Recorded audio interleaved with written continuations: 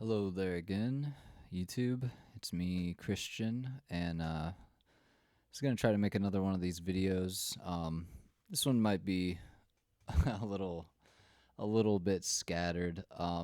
Usually, I try to, in the past, kind of write some stuff down and my little notebook here and kind of formulate my thoughts prior to recording this. But this just kind of popped into my head today, um, and it's something that I've spoke with my daughter about recently too, and I thought it might be a good topic for a video. It might be a little scattered and unfocused, and I apologize if it kind of devolves into a mess here. We'll see how it goes. I might not even put this out, honestly, but I'm gonna give it my best shot.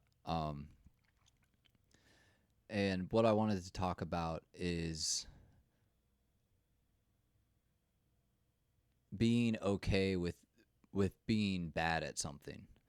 Um, it was a discussion that I had with my daughter, and I realized that it was something that I also, it's easy to talk the talk, but harder to walk the walk on it, and it's something that I have to remind myself all the time. Is you know to be good at anything in any endeavor, any kind of pursuit, the first step in that is being okay with being bad at it.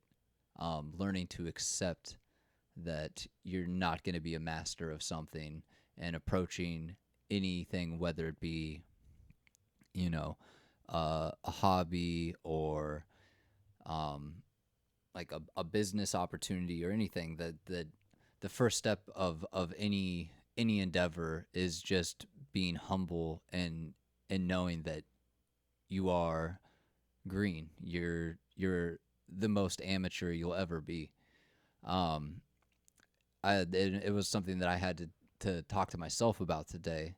I recently purchased a compound bow because I've had some interest in learning how to shoot bows. Ultimately, with the goal being to get out and begin doing bow hunting eventually. Once I feel a little more comfortable with my shots, I'm not nearly where I would like to be yet before I uh, attempt to or would feel comfortable shooting at anything live. I think I owe it to any creature that I would attempt to hunt to put it down as mercifully as possible and be accurate and comfortable in my shots.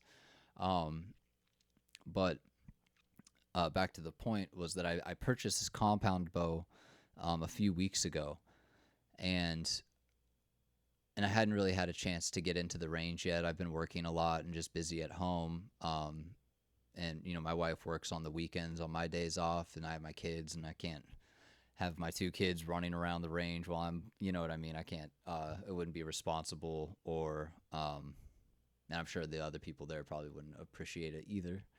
Uh, but, you know, after my wife went to work today, my kids are at the grandma's house this weekend, and so I had the house to myself and was like, yeah, okay, I can finally go and do that. And then as I was kind of sitting here in my home, I found myself trying to kind of talk myself out of going, um, and trying to make excuses for myself as to, like, well, I have some other things I could do, and then I realized what I was doing, and I was like, why am I doing that?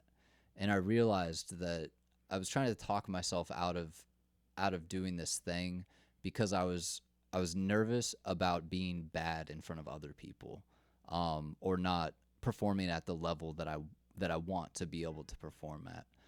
And I think I've done this with other things in my life as well too. Um, I am pretty self conscious about things, and I like to put my best foot forward, and don't want I never I worry about looking foolish or looking uninformed about things, and you know what other people might think about me because I am a beginner, or because I don't have the experience that they do. But ultimately, anything in life worth doing, and to be great at anything, the first step is just to acknowledge that you don't know and you're not good. And then ultimately, I did go end up going today, and shooting at the range. I realized what I was doing, and had to think back on that conversation that I had recently with my daughter about the same thing, and realized that it's like, well, if I'm gonna tell her that, how can I sit here and not live up to that same expectation? If I expect her to be able to step up and try new things and be comfortable not being good at something, and then I'm gonna sit here and home and hide from this thing that I am interested in and do want to do, but ultimately not go do it because I'm afraid what other people there might think of me because I don't have the experience. And then I ultimately did go. I was not very good, turns out, on a bow yet. And I fucking, I don't know if you can see that very well, but did manage to give myself about a 60-pound welt there, with the bowstring on my first shot, which was embarrassing, and we joked about it, and the other guys there, they gave, you know it was just like a good learning experience, and I probably won't do it again. Um, hit my, hopefully not. It hurt like a son of a bitch. I'll tell you that. Um, but yeah, I don't know. Again, this is kind of scattered and all over the place, and it might be a bit of a short video. But I've seen myself do this in other things too, where there was something that I was really interested in, but I talked myself out of engaging in that pursuit or ever going down that road because I was too scared to take the first step and accept that I was I was going to fail maybe for a long time before I ever succeeded in it. Um, Same thing with YouTube, making these videos and things like that. I don't have a reach. I barely anybody sees these, and that's fine. Like it's just like that's how you improve, or that's the first step that you have to take. Um, Nobody's gonna go pick up a bow for their first time and hit bullseyes every single. I mean, maybe there's some freaks out there that can do that, but that certainly has not been my experience today.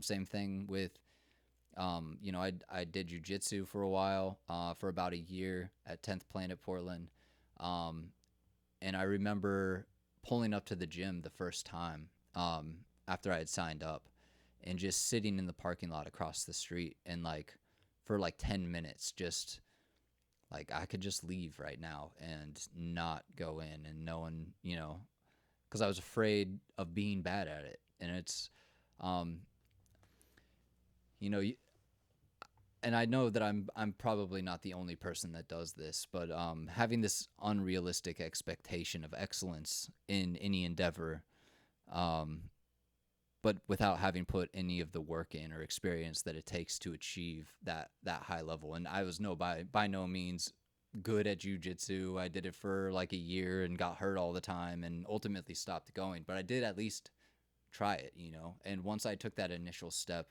of just going down that road and experiencing it, I had a lot of fun. I met some really cool people. The coaches there were great. Coach Amanda and Coach Phil, Coach Morgan, all of them.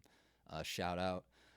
They all rule. And I had a great time, and it was a really good experience, even though I ultimately decided not to continue doing it, due to financial reasons and my own other reasons too.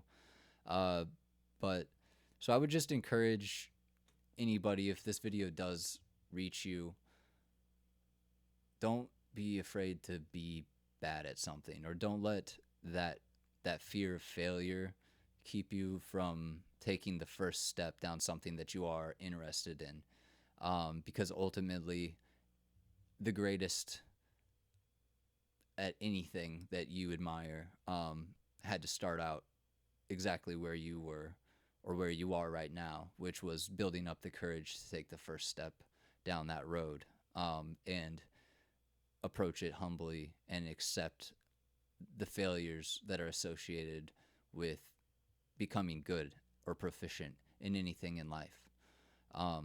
So hopefully, just some words of encouragement, and if it reaches you or you took the time to watch this video, humbly thank you very much. If you managed to endure that rant of mine, but hopefully it helps you out a little bit. Um, Thanks for tuning in. God bless, and I'll see you guys on the next one.